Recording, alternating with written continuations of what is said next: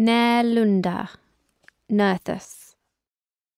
The goddess Nerthus was a Germanic goddess of motherhood and fertility, and the cult of Nerthus seems to have been prevalent in large parts of northern Europe during the early Iron Age.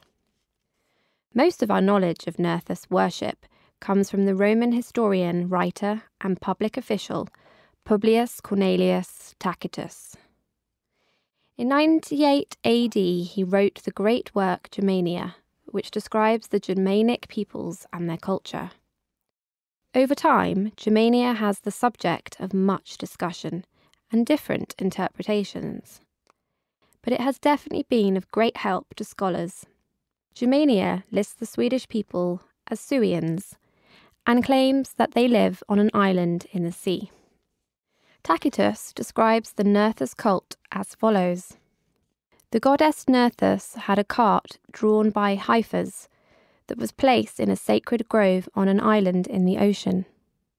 A special priest was appointed to take care of the cart, and no one else was allowed to touch it. According to Tacitus, the goddess Nerthus could never be depicted in any way or seen by her worshippers. At certain times, the invisible goddess would enter the cart, which would then be drawn by slaves in procession to different places.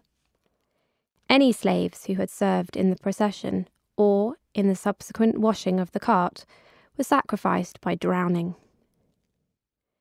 Near Holmsmarma, outside Sherping, a piece of metalwork has been found that is thought to be from a Nerthus procession cart.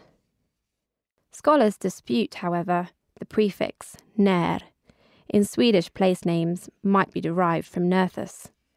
Some believe that När rather has to do with the name Njord, a male Old Norse god from the Vanir race.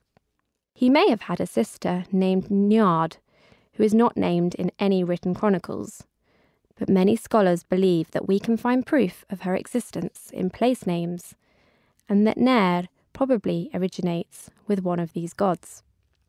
However, the names Njord and Njerd are both thought to originate with the goddess Nerthus. Place names that end in V, Tuna, and Lund are thought by place names scholars to denote ancient culture centres.